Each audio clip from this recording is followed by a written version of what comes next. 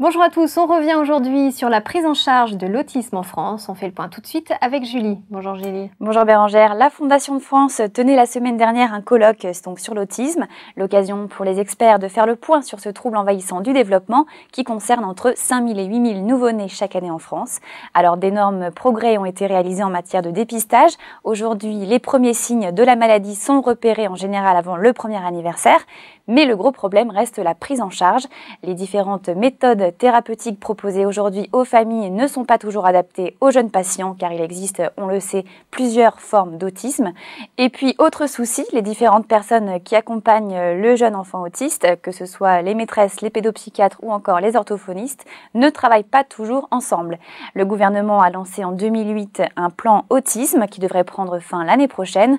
Il reste encore donc un peu de temps pour faire bouger les choses, Bérangère. Merci Julie. On termine cette semaine en beauté avec Guillaume, le rédacteur en chef du site Dekio.fr, le moteur de recherche 100% déco. Et aujourd'hui, on met de la couleur dans la chambre de bébé et vous allez voir, tout est permis. Bonjour Guillaume. Bonjour Bérangère. Oui, aujourd'hui, le thème, c'est la couleur des murs pour la chambre de votre futur bébé. On n'a pas forcément les moyens de dépenser des fortunes pour beaucoup de mobilier, à part un berceau. Donc, jouer sur la couleur des murs, c'est un moyen facile pour donner une déco sympa à la chambre de votre futur enfant. Attention, quand je dis jouer sur la couleur, c'est pas forcément faire une explosion de couleurs dans la chambre de bébé. Au contraire, on peut faire une déco toute blanche, comme on voit sur cette première image. Là, on a fait une chambre toute blanche. Le blanc, ce n'est pas du tout une obligation que ce soit une couleur froide et minimale. Ça dépend de la manière dont on joue sur les textures, de la qualité des meubles. Là, je trouve que c'est justement une ambiance très sereine, très jolie. Si vous aimez les couleurs simples, justement les choses sobres, et si vous ne connaissez pas, par exemple, le sexe de votre enfant, c'est vraiment une très jolie couleur. Après, on poursuit sur une chambre monochrome. On n'y penserait pas forcément, mais on peut faire une chambre toute monochrome. Là, on a fait une chambre toute rose pour une petite fille. On peut faire du tout bleu pour un petit garçon, mais on peut faire aussi du tout orange si on veut une couleur très flashy.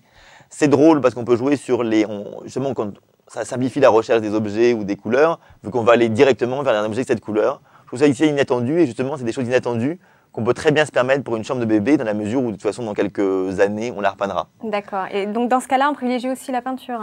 Moi, je dirais de privilégier la peinture si votre mur est joli. La peinture, c'est plus moderne, mais si votre mur a beaucoup d'aspérité, qu'il n'est pas en très bon état, le papier peint permettra mieux de masquer ses défauts. D'accord. On poursuit avec une chambre bicolore. Là aussi, si on ne connaît pas le sexe de l'enfant, c'est assez pratique. C'est assez osé, ça mélange de rose et de bleu avec des rayures. Mais je trouve joli, puis il y a un côté un peu rustique, mais assez agréable, un peu campagne, qui est vraiment élégant, avec les petits meubles en bois brut. Je trouve assez joli, sous l'effet rayures qu'on peut imaginer réutiliser pour des placards. Je trouve que c'est quelque chose qu'on ne fait pas forcément pour la chambre de bébé.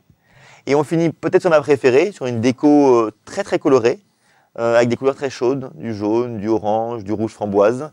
Donc cette petite chambre-là, elle est assez lumineuse en réalité. C'est joli, mais c'est joli pour votre bébé. Mais c'est joli aussi pour vous, c'est agréable cette ambiance. Je trouve que c'est quelque chose qu'on peut oser tout à fait pour une chambre d'enfant. D'accord, merci beaucoup Guillaume pour ces conseils. Et c'est la fin de ce JT. Excellent week-end à tous, à lundi.